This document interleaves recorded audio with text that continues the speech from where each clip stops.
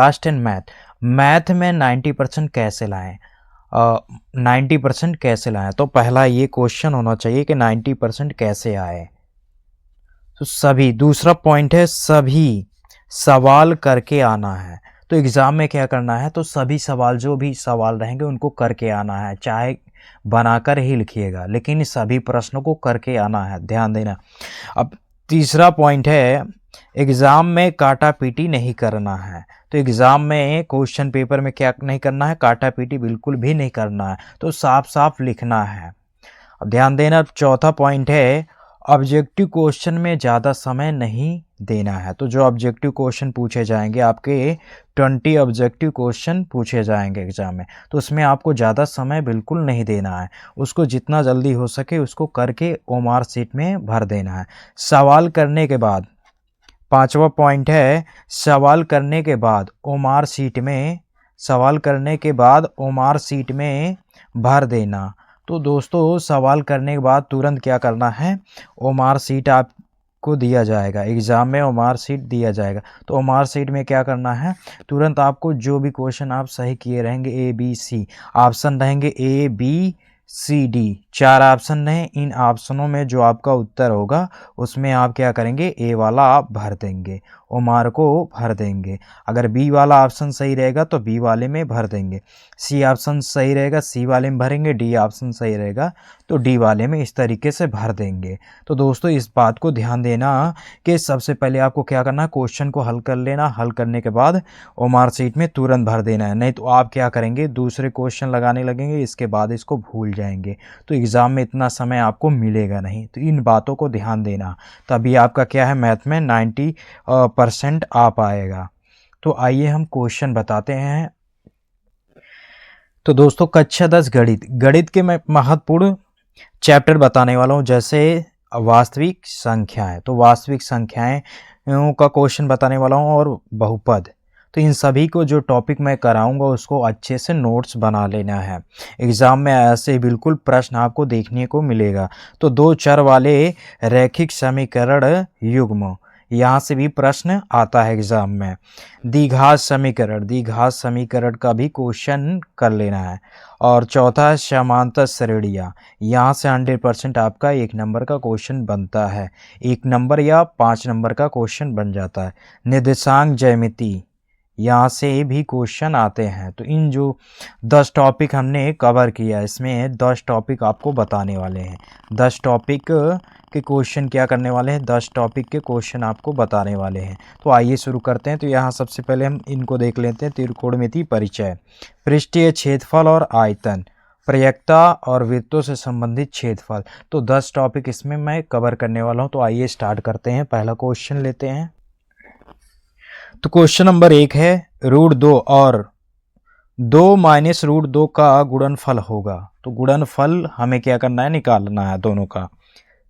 तो यहाँ √2 गुणे क्या लिख देंगे, 2 माइनस √2, इसका क्या कर देना है, गुणा कर देना है। तो इसमें 2 के साथ करेंगे तो यहाँ 2 √2 आ जाएगा। अब यहाँ कर देंगे 2 दूनी 4, माइनस का आ जाएगा √4, इसको हम लिख सकते हैं यहाँ 2 √2। ये वर्ग किसका है, देखेंगे रूट में 4, ये 2 का वर्ग है, तो यहाँ से निकल आएगा 2 √2 माइनस 2। ये क्या है, एक अपरिमेय संख्या।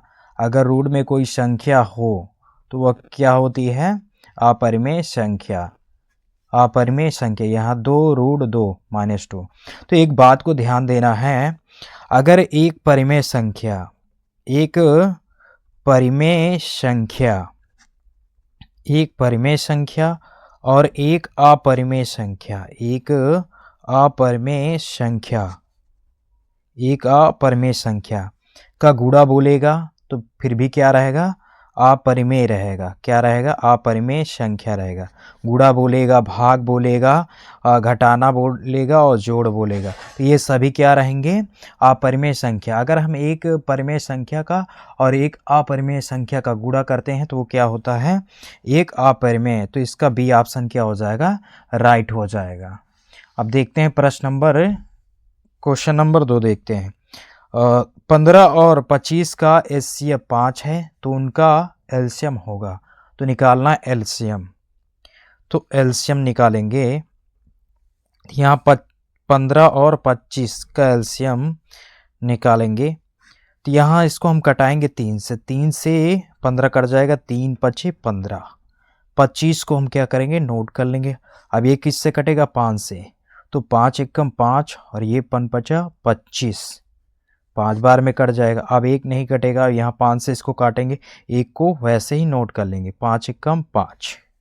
इसका गुणा ही क्या होगा, 3 गुणे 5 गुणे 5 लिख देंगे। अब इनका हम क्या करेंगे, गुणा कर लेंगे, तो ये हो जाएगा 3 पचे 15 और गुणे 5, 15 पचे 75, तो 75 क्या आ जाएगा, एलसीएम आ जाएगा। तो इसका राइट ऑप्शन बी हो जाएगा 75। इसको एक तरीके से और कर सकते हैं, तो यहाँ पहली संख्या गुणे दूसरी संख्या बटा एचसीएफ बराबर क्या होता है, एलसीएम होता है। एलसीएम बराबर होता है पहली संख्या गुणे दूसरी संख्या बटा एचसीएफ।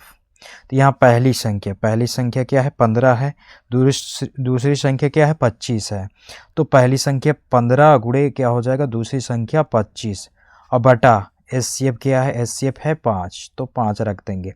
तो 5 3 15, 3 बार में कट जाएगा, ये 25 3 75 हो जाएगा, 25 3 75, तो 75 आ जाएगा। तो दो तरीके से इसको हल कर सकते हैं। प्रश्न नंबर 3 देखेंगे। तो यहाँ एपी 3 कामा 1 माइनस 1 कामा माइनस 3 के लिए सर्वांतर होगा। तो सर्वांतर होगा, तो यहाँ हम पहले लिख लेंगे 3 कामा 1 कामा माइनस का 1 कामा माइनस का 3। पहले वाले पद को A1 मान लेंगे, दूसरे वाले पद को A2, तीसरे वाले पद को A3, चौथे वाले पद को A4 मान लेंगे। इसके बाद सर्वांतर कैसे निकालते हैं, तो सर्वांतर निकालने के लिए क्या करेंगे, तो यहाँ फार्मूला होता है। तो दूसरे पद को पहले पद से क्या करते हैं, घटा देते हैं, दूसरा पद माइनस पहला पद। तो यहाँ दूसरे पद को पहले पद से घटा देंगे तो क्या आ जाएगा, सर्वांतर। तो दूसरा पद क्या है, यहाँ दूसरा पद देखेंगे 1 है, दूसरा पद क्या है, 1 है, 1 लिख लेंगे। और पहला पद क्या है, 3 है, 3। अब घटाएंगे तो क्या आ जाएगा, माइनस का 2 आ जाएगा, 3 में से घटेगा तो माइनस का 2। अब इसको भी हम चेक कर लेंगे यहाँ। तो यहाँ डी बराबर क्या हो जाएगा, A4 माइनस A3, यानी चौथे पद को तीसरे पद से यहाँ घटाना है। तो चौथा पद क्या है, माइनस का 3, तो माइनस का 3 लिखेंगे, माइनस है यहाँ माइनस लगा देंगे। और A3 कितना है, तीसरा पद माइनस का 1 है, तो माइनस का 1 लिखेंगे। यहाँ क्या होगा, माइनस माइनस प्लस हो जाएगा, तो माइनस का 3 और माइनस माइनस प्लस का 1 हो जाएगा। यहाँ से घटेगा तो माइनस का क्या आ जाएगा, 2 आ जाएगा। तो इसका राइट ऑप्शन कौन सा हो जाएगा, ऑप्शन ए हो जाएगा, माइनस का 2, माइनस का 2 हो जाएगा आंसर। प्रश्न नंबर 4 देखेंगे। यदि द्विघात समीकरण, तो ये द्विघात समीकरण के मूल समान है तो k का मान होगा। जब मूल समान हो तो फार्मूला होता है b² बराबर 4ac, ये फार्मूला होता है। तो b² बराबर क्या होता है, 4ac। तो सबसे पहले यहाँ समीकरण नोट कर लेंगे। तो kx² प्लस यहाँ 2√6, 2√6 x प्लस 3 बराबर 0। इसकी तुलना हम कर देंगे, तो यहाँ ax² plus bx plus c बराबर 0 से तुलना करने पर। तो दोस्तों एग्ज़ाम में ऐसे बिल्कुल भी नहीं लिखना, क्योंकि ये आपको समझाने के लिए इतना लिख रहे हैं, वहाँ आपको इतना समय नहीं रहेगा, यहाँ समझाने में हमें टाइम लग रहा है, तो बहुत जल्दी जल्दी आपको कर देना है स्पीड में। तो यहाँ देखेंगे a का मान क्या हो जाएगा, k, यहाँ x², यहाँ भी x², a का मान k, और यहाँ b का मान हो जाएगा 2√6 और c का मान 3, तो लिख लेंगे c का मान 3। a का मान k हो जाएगा और b का मान 2√6 हो जाएगा, 2√6, और c का मान 3 हो जाएगा। अब फार्मूले पे रख देंगे, तो b² बराबर होता है 4ac, यहाँ फार्मूले पे रखेंगे तो b का मान क्या है, 2√6 का क्या कर देंगे, होल स्क्वायर बराबर 4 इंटू a का मान क्या है, k गुणे c का मान रख देंगे 3। तो अब गुणा कर लेंगे, यहाँ 2 का वर्ग क्या हो जाएगा, 4, 2 का वर्ग क्या होगा 4, और यहाँ स्क्वायर से क्या होगा रूट कैंसिल हो जाएगा, 6 आ जाएगा।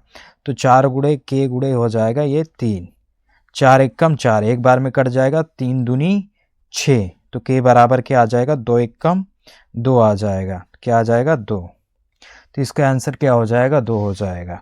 तो ऑप्शन सी क्या हो जाएगा राइट हो जाएगा 2, तो 2 आंसर हो जाएगा। क्वेश्चन नंबर 5 देखेंगे, यदि साइन 2a बराबर रूट 3/2 है तो a का मान होगा। तो हमें a का मान निकालना है। तो सबसे पहले हम क्या करेंगे, यहाँ लिख लेंगे साइन 2a बराबर रूट 3/2, रूट 3/2 हो गया। अब इस देखना है रूट 3/2 ये किसका मान है, तो ये साइन कितने का मान है, तो यहाँ लिखेंगे बराबर साइन ये 60 का मान होता है। साइन 60 का मान होता है रूट 3/2, तो यहाँ लिख देंगे साइन 2a बराबर, यहाँ लिख देंगे रूट 3/2, तो इसका क्या है साइन 60, तो यहाँ लिख देंगे साइन 60 डिग्री का मान है। रूट 3/2 ये कितना किसका मान है साइन 60 का। यहाँ साइन से साइन क्या करेंगे कैंसिल कर देंगे, तो 2a बराबर हो जाएगा 60 अंश। यहाँ 2 से इसको कटाएंगे तो यहाँ आ जाएगा 30 अंश, तो a बराबर क्या आ जाएगा 30 अंश आ जाएगा। तो यही क्या होगा आंसर हो जाएगा। तो ऑप्शन सी क्या है राइट हो जाएगा 30 अंश। ऑप्शन सी राइट हो जाएगा 30 अंश।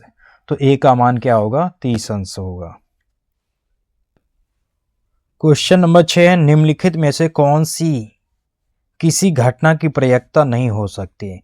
तो यहां ध्यान देना है दोस्तों, 0 से 1 के बीच होती है प्रयक्ता की घटना।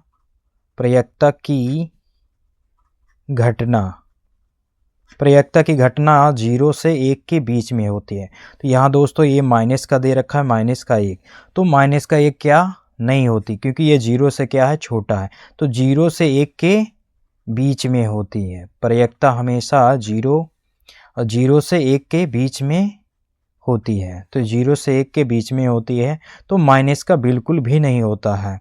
तो -2 आ जाए, -3, -4, ये सब क्या है प्रयक्ता की घटना नहीं है। तो इसका राइट ऑप्शन कौन सा हो जाएगा, ऑप्शन बी -1। तो माइनस में प्रयक्ता बिल्कुल भी नहीं होती, ये 0 से 1 के बीच में होती है। प्रश्न नंबर 7 है, किसी एपी के प्रथम पद और अंतिम पद क्रमशः 17 और 350 है। यदि सर्वांतर 9 है तो इसमें कितने पद हैं और उनका योग क्या है होगा। तो ये क्वेश्चन कितने नंबर का आता है 6 नंबर का आता है। तो दोस्तों ये क्वेश्चन थोड़ा लॉन्ग है, तो ये 6 नंबर का आता है। तो इसको बिल्कुल भी आपको तैयार कर लेना है, बिल्कुल से तैयार कर लेना है। तो आइए स्टार्ट करते हैं। सबसे पहले आप यहाँ हल लिख देंगे, क्या लिखेंगे हल। इसके बाद यहाँ देखेंगे प्रथम पद, तो लिखेंगे प्रथम पद। प्रथम पद तो a बराबर क्या होता है, प्रथम पद क्या है 17, तो यहाँ लिख लेंगे 17। इसके बाद दे रखा है अंतिम पद। अंतिम पद तो अंतिम पद क्या होता है an बराबर क्या होता है l। तो अंतिम पद an भी होता है और l भी होता है। तो ये कितना दे रखा है 350 लिख लेंगे। सर्वांतर दे रखा है, सर्वांतर d बराबर 9 है। तो कह रहा है कितने पद हैं, यानी n का मान, फिर sn का मान, योग, ये क्या होता है योग होता है, और ये क्या होता है पद होता है। तो सबसे पहले हमें पद निकालना है n का मान, और फिर योग निकालना है, योगफल निकालना है। तो सबसे पहले क्या करेंगे पद निकालेंगे। तो फार्मूला होता है an बराबर a + n-1 इंटू डी। ये क्या निकालने के लिए है n निकालने के लिए, पद निकालने के लिए। तो यहाँ रखेंगे an का मान क्या है 350, तो यहाँ रख देंगे 350 बराबर a 17 है, 17 रख देंगे, n-1 इंटू डी का मान कितना है 9, तो यहाँ रख देंगे 9। 17 को इधर लाएंगे तो घटा देंगे, 350 में से 17 घट जाएगा और यहाँ इसका गुणा कर देंगे तो 9n हो जाएगा और ये 9 एकम माइनस का 9 हो जाएगा। अब यहाँ इसमें से घटाएंगे तो कितना आ जाएगा 3, 10 में से 7 गया 3, यहाँ बचा 4, 4 में से 1 जाएगा 3, ये 333 आ जाएगा। अब ये माइनस का इधर आएगा तो प्लस का क्या हो जाएगा, प्लस का 9 हो जाएगा, बराबर में 9n, बराबर में क्या हो जाएगा 9n। इसको जोड़ देंगे, 333 में 9 जुड़ेगा तो कितना हो जाएगा, 9 3 12 और एक हासिल इसमें जुड़ जाएगा तो 4 और ये 342 बराबर हो जाएगा 9n। 9 से इसको कटा देंगे तो 9 त्रिक 27, 9 त्रिक क्या हो जाएगा 27 हो जाएगा। अब इसमें बचेगा कितना 7, तो 9 अठे 72, कितना आ जाएगा n बराबर आ जाएगा 38, कितना आ जाएगा 38 आ जाएगा। इसको दोस्तों इसमें से भाग दे दीजिएगा, अगर बिल्कुल नहीं आता तो भाग देकर कर लीजिएगा, तो यहाँ n बराबर कितना आ जाएगा 38 आ जाएगा। तो ये n का मान आ जाएगा, पद आ जाएगा, कितने पद हैं। अब हमें क्या निकालना है, योगफल। योगफल योगफल SN बराबर होता है n बटा 2 और यहाँ a प्लस क्या होता है an होता है, an होता है। तो यहाँ देखना है SN बराबर n का मान अभी कितना निकालें 38, तो यहाँ रख देंगे n पे 38 बराबर यहाँ n का मान 38 बटा हो जाएगा 2। प्रथम पद क्या था, प्रथम पद a का मान क्या था 17 था, ये दे रखा है 17, तो यहाँ रख देंगे 17 और प्लस an का मान कितना है 350, तो 350 रख देंगे।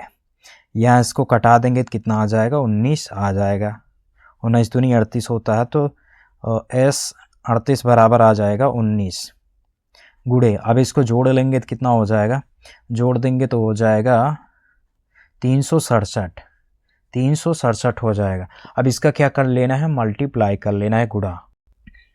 तो इसका दोस्तों गुणा कर देंगे तो S 38 बराबर हो जाएगा, इसका गुणा करेंगे तो 6937 आ जाएगा। तो इसका मल्टीप्लाई करके देख लीजिएगा, यही क्या हो जाएगा आंसर हो जाएगा, ये आ जाएगा योगफल, योगफल आ जाएगा। प्रश्न नंबर देखेंगे 8, उस बिंदु के निर्देशांक ज्ञात कीजिए जो बिंदुओं -1, 7 और 4, -3 को मिलाने वाले रेखाखंड को 2:3 के अनुपात में विभाजित करता है। तो दोस्तों ये इम्पोर्टेंट क्वेश्चन है, तो इसको हम कैसे हल करेंगे, तो सबसे पहले यहाँ रेखाखंड बना लेंगे, एक रेखाखंड जिसका नाम हम यहाँ क्या कर देंगे, इसका P रख देंगे और इसका Q, और बीच में क्या रहेगा केंद्र O हो जाएगा, जहाँ हमें क्या निकालना है x और y निर्देशांक बिंदु निकालना है। और P का क्या है, ये माइनस का पहला क्या है, माइनस का 1,7 ये दे रखा है, और दूसरा यहाँ Q क्या है, दूसरा बिंदु है 4,3, ये इस तरीके से आप बना सकते हैं। और इसको बांटा गया है 2:3, तो इसको 2 में बांटा गया, इसे 3 में, तो 2:3 हो गया। अब इसे क्या करना है, सबसे पहले यहाँ लिख लेंगे -1,7, ये क्या है बिंदु P है, और बिंदु Q क्या है 4,-3, ये हो गया। यहाँ बीच में आप तथा लगा दीजिएगा, तो यहाँ इसको क्या मानेंगे x1 मान लेंगे और इसको y1, तो माइनस से 1 को x1 मानेंगे और 7 को y1, और 4 को हम मानेंगे x2 और -3 को y2। फार्मूला होता है फार्मूला, तो x बराबर होता है निर्देशांक निकालने के लिए x2 इंटू m1, तो x2 गुणे m1 plus x1 into m2 बटा क्या होता है m1 प्लस m2, ये फार्मूला होता है। अब फार्मूले पे रख देंगे, तो यह मान रखेंगे x बराबर है x2 का मान क्या है 4 गुणे m1 देखेंगे जो अनुपात में था 2:3, तो इसको पहले वाले को m m1 मानेंगे, दूसरे वाले को m2। यहाँ दे रखा है 2:3, तो इसको पहले वाले को m1 मान लेना, दूसरे वाले को m2। तो यहाँ रख देंगे, पहले क्या है m1 है तो m1 का मान 2, x1 का मान कितना है, -1 है तो -1 गुड़े m2 3 है, 3 रख देंगे, बटा में m1 प्लस m2 दोनों को जोड़ देंगे नीचे, इसका गुणा करेंगे तो ये हो जाएगा 8, 4 दूनी 8, और ये 3 एकम 3 -3 बटा जोड़ देंगे तो कितना हो जाएगा 5, 2 + 3 कितना हो जाएगा 5, 8 में से 3 घटा देंगे तो कितना आ जाएगा 5, और बटा ये 5, 5 एकम 5 एक बार में कट जाएगा, तो x बराबर क्या आ जाएगा, 1 आ जाएगा। अब इसी तरीके से हम y निकालेंगे, y का निर्देशांक निकालेंगे, तो यहाँ y2 गुड़े m1 प्लस y1 गुड़े m2 बटा m1 प्लस m2, यहाँ रखेंगे मान, तो y2 का मान क्या है, y2 का मान है -3 रख देंगे, और यहाँ m1 का मान 2 है, 2 रखेंगे, y1 का मान है 7, तो यहाँ 7 रख देंगे, गुड़े m2 कितना है 3 बटा m1 प्लस m2, तो 2 प्लस क्या हो जाएगा 3, और इसका गुणा कर देंगे, -6 आ जाएगा, 3 दूनी 6, और ये 7 × 21 बटा इन दोनों को जोड़ देंगे, ये हो जाएगा 5, y बराबर यहाँ घटा देंगे तो 21 में से 6 जाएगा तो आ जाएगा 15 बटा क्या हो जाएगा 5, 5 से घटाएंगे 5 × 3 = 15, तो y बराबर क्या आ जाएगा 3 आ जाएगा, कितना आ जाएगा 3, तो 3 यहाँ, तो यहाँ क्या निकाले हैं, x का मान 1 और y का मान 3, तो यही क्या हो जाएगा आंसर, तो यहाँ लिख दे रहे हैं आंसर। तो निर्देशांक बिंदु क्या आया है, निर्देशांक यहाँ आया है x, y बराबर आ जाएगा 1,3, यही आंसर हो जाएगा। प्रश्न नंबर 9 देखेंगे, तो यहाँ लिखेंगे कुल गेंदों की संख्या,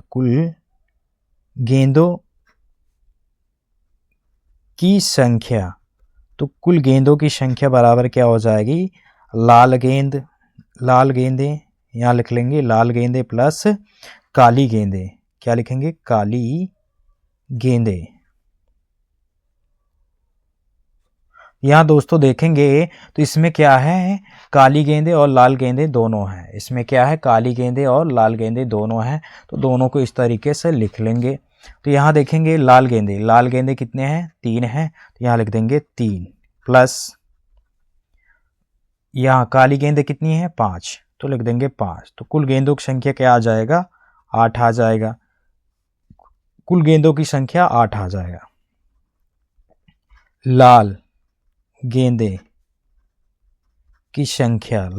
की संख्या कितनी है, यहाँ है 3, और काली गेंदों की संख्या, तो यहाँ बोला है प्रयेक्ता लाल हो, तो लाल गेंदों की संख्या कितनी है, 3 है।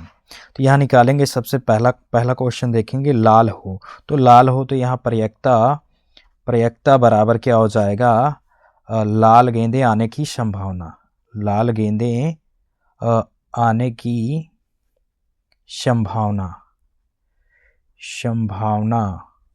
बटा क्या हो जाएगा, कुल गेंदों, कुल संभावना, कुल क्या हो जाएगा संभावना, यहाँ लिख देंगे कुल संभावना, तो यहाँ लाल गेंदों की आने की संभावना और बटा क्या हो जाएगा, कुल गेंदों की संभावना। तो यहाँ देखेंगे, यहाँ लाल गेंदों की आने की संभावना कितना है, 3 है, कितना है 3, तो 3 लिख देंगे बटा कुल संभावनाएं कितनी है, 8 है, यहाँ हो जाएगा 8, ये हो जाएगा पहला क्वेश्चन का आंसर। तो पहला हो जाएगा लाल गेंदों की प्रयेक्ता क्या होगी, 3/8, और यहाँ कह रहा है लाल ना हो, तो क्या करेंगे, लाल नहीं है, तो लाल नहीं हो तब क्या करेंगे, तो यहाँ जब लाल ना हो तो -1 में से क्या करते हैं, जब लाल ना हो तो 1 में से क्या करते हैं, घटा देते हैं लाल गेंदों की संख्या को, लाल गेंदों की प्रयेकता को क्या करते हैं, घटा देते हैं प्रयेकता को। तो यहाँ प्रयेकता क्या आया, यहाँ पी कर लो पी, ठीक है, प्रोबेबिलिटी होता है। यहाँ कितना है, लाल गेंदों की जो है प्रयेकता कितना है, 3/8 है। तो यहाँ एक में से घटा देंगे तो लाल गेंदों की प्रयेकता ना होने की घटना आ जाएगी। तो 8 एक कम 8, 8 में से 3 घट जाएगा, बटा में क्या आ जाएगा, 8 आ जाएगा। तो 8 में से 3 घटा लेंगे, 5 बटा क्या हो जाएगा, 8। ये लाल ना होने की प्रयेकता है, लाल गेंदे ना होने की प्रयेकता, यही क्या हो जाएगा आंसर। तो क्वेश्चन नंबर 10 है, त्रिज्या 4.2 सेमी वाले धातु के एक गोले को पिघलाकर त्रिज्या 6 सेमी वाले एक बेलन के रूप में ढाला जाता है। जब ढालने की बात होगी तो हमें क्या करना है, यहाँ गोले को पिघलाकर, तो गोले, तो यहाँ लिख लेना है गोले का आयतन। तो हमेशा क्या पिघलाया जाता है, तो ध्यान दीजिएगा आयतन, पिघलने की बात होगी तो आयतन। तो यहाँ गोले के आयतन बराबर क्या हो रहा है, पिघल कर क्या बन रहा है, बेलन बन रहा है। तो यहाँ लिख देंगे बेलन का आयतन, क्या लिखेंगे, बेलन का आयतन। तो गोले का आयतन बराबर बेलन का आयतन। जब किसी गोले को पिघलाकर बेलन बनाया जाता तो उसका आयतन, तो गोले का आयतन बराबर हो जाएगा बेलन का आयतन।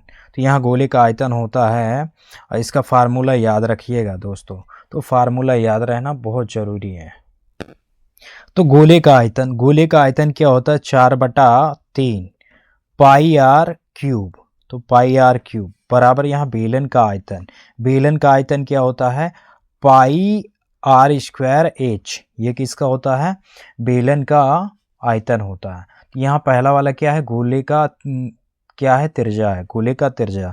तो यहाँ सबसे पहले क्या करेंगे, गोले का त्रिज्या, तो पाई से पाई क्या करेंगे, कैंसिल कर देंगे, यहाँ पाई से पाई कैंसिल। तो 4 बटे क्या आ गया, 3 आ गया। अब त्रिज्या, त्रिज्या कितना दे रखा है, 4.2, ये गोले की त्रिज्या है। तो गोले की त्रिज्या यहाँ लिख लेंगे, गोले की त्रिज्या, तो गोले की त्रिज्या क्या दे रखा है, आर बराबर है 4.2 सेमी, 4.2 सेमी लिख लेंगे। यहाँ लिखेंगे 4.2 सेमी, कितनी बार है, क्यूब लगा है तो 3 बार गुणे में हम लिख लेंगे, 3 बार गुणे में। यहाँ क्या है, आर, आर यहाँ बेलन पिघलाकर 6 सेमी, यानी त्रिज्या 6 सेमी वाले एक बेलन, तो बेलन यहाँ लिखेंगे बेलन की त्रिज्या, बेलन की त्रिज्या, तो बेलन की त्रिज्या, तो यहाँ बेलन की त्रिज्या को कैपिटल आर मान लो, कैपिटल आर मान लो। तो यहाँ आर बराबर क्या हो जाएगा, 6 सेमी हो जाएगा। यहाँ आर स्क्वायर है तो यहाँ 2 बार क्या रखेंगे, 6 गुणे हो जाएगा 6। आर का स्क्वायर है तो आर कितना है, 6 है, तो 6 गुणे 6, और गुणे यहाँ हो जाएगा एच। यही क्या करना है, बेलन का ऊंचाई निकालना है, बेलन की ऊंचाई, तो यहाँ ये निकालना है। अब यहाँ क्या करेंगे, 6 से इसको कटा देंगे, तो दशमलव हटाएंगे, यहाँ नीचे क्या आ जाएगा, 10 आ जाएगा, दशमलव हटाएंगे नीचे 10 आ जाएगा।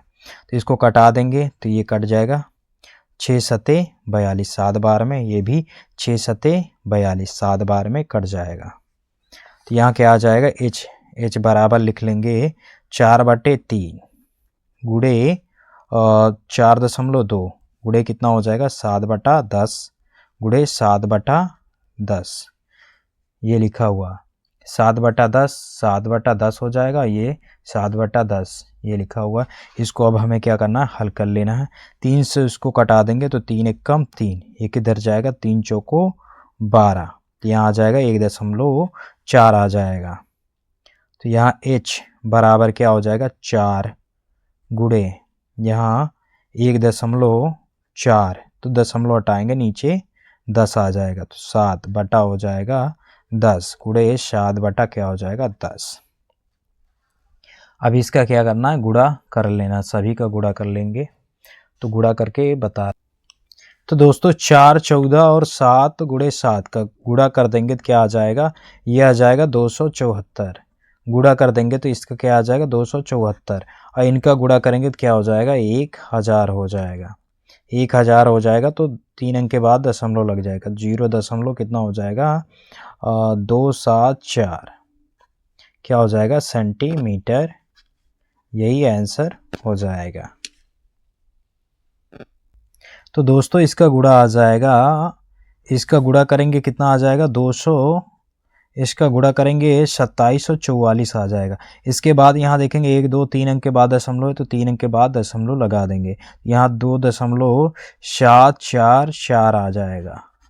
इसका पूरा यहाँ जब गुणा करेंगे 4 गुणे 14 गुणे 7 गुणे 7 में करेंगे तो ये 2744 आएगा। और यहाँ 1000 है तो कितने जीरो हैं 1 2 3, 3 अंक के बाद क्या कर देना है दशमलव लगा देना है, तो 1 2 3 अंक के बाद दशमलव लगा देंगे तो इतना सेंटीमीटर क्या आ जाएगा ऊंचाई आ जाएगा। प्रश्न नंबर 11, यदि tan 2a बराबर cot a माइनस 18 डिग्री जहाँ एक न्यून कोण है तो a का मान होगा, तो यहाँ लिख देना है tan 2a बराबर cot a माइनस 18 डिग्री। यहाँ फार्मूला होता है tan 2a बराबर होता है cot बराबर होता है cot 90 माइनस 2a बराबर क्या होता है, तो tan 2a बराबर होता है cot 90 माइनस 2a होता है, तो यहाँ क्या रख देंगे cot 90 डिग्री माइनस 2a बराबर क्या हो जाएगा cot a माइनस 18 डिग्री। यहाँ दोस्तों क्या हो जाएगा 2 tan a बराबर होता है cot 90 माइनस डिग्री माइनस क्या है 90 डिग्री माइनस 2a होता है, तो ये यहाँ पे रख देंगे tan 2a पे रख देंगे cot 90 माइनस 2a रख देंगे, तो ये रख देंगे तो यहाँ cot से cot क्या होगा कैंसिल हो जाएगा, तो यहाँ 90 माइनस क्या हो जाएगा 2a बराबर a माइनस 18 डिग्री। तो संख्या को इधर लाएंगे और माइनस ये क्या माइनस 2a को इधर ले जाएंगे, तो 90 और प्लस क्या हो जाएगा ये माइनस है इधर आएगा प्लस का हो जाएगा 18 ए, और ये क्या है माइनस का 2a है तो प्लस का ये हो जाएगा 2a। अब यहाँ इसको जोड़ लेंगे तो क्या आ जाएगा, इसको जोड़ेंगे तो ये 3a हो जाएगा और इसको जोड़ेंगे कितना हो जाएगा 108 हो जाएगा, 108 डिग्री हो जाएगा। 3 से कटाएंगे तो 3 त्रिका 9 और ये 3 छंग 18, तो a बराबर कितना आ जाएगा 36 डिग्री आ जाएगा। ये हो जाएगा आंसर। तो यहाँ जब 3 से इसको कटाएंगे तो कितना आ जाएगा 36 डिग्री आ जाएगा, तो a बराबर a का मान क्या हो जाएगा 36 डिग्री हो जाएगा। क्वेश्चन नंबर 12 है द्विघात बहुपद x square plus 7x plus 12 के शून्यक होंगे, तो सबसे पहले हम लिख लेंगे x square plus 7x plus 12 बराबर 0। शून्यक निकालने के लिए क्या लिखेंगे इसके बराबर में 0, यहाँ लिख लीजिएगा हल, क्या लिखेंगे हल। तो यहाँ इसको हल करेंगे तो यहाँ एक्स स्क्वायर प्लस अब क्या करना है 12 का ऐसा फैक्टर करना है कि जोड़ने पे क्या है 7 आए, तो इस गुणा करने पे 12, तो 4 गुणे क्या कर देंगे 3, 4 गुणे 3 तो क्या आ रहा है इनका गुणा करने पे 12 आ रहा है, और 4 प्लस 3 जोड़ने पे कितना आ रहा है 7 आ रहा है, तो जोड़ने पे कितना आ रहा है 7 आ रहा है, तो 7 की जगह पे क्या रख देंगे 4 प्लस 3, यहाँ रख देंगे 4 प्लस 3 और गुणे में x लिख देंगे और प्लस 12 बराबर 0। अब इसको हल करेंगे, यहाँ एक्स स्क्वायर प्लस x का गुणा 4 में करेंगे तो 4x और x प्लस है प्लस लगा देंगे, x का गुणा 3 में करेंगे 3x और प्लस का ये 12 बराबर 0। अब यहाँ से क्या कॉमन होगा x और x क्या होगा कॉमन हो जाएगा, तो यहाँ बचेगा x प्लस का ये 4, यहाँ से x क्या हो गया कॉमन हो गया, तो यहाँ बचा x और ये प्लस का 4 और यहाँ प्लस का क्या हो जाएगा 3 कॉमन हो जाएगा, तो यहाँ x प्लस 4 हो जाएगा बराबर 0। इसका गुणा करेंगे 3x और ये 4 3 12, फिर यही बन जाएगा। अब क्या करना है इसको कॉमन ले लेना है x प्लस 4 को कॉमन, तो बचेगा क्या x प्लस 3, तो x प्लस 3 लिख लेंगे बराबर 0।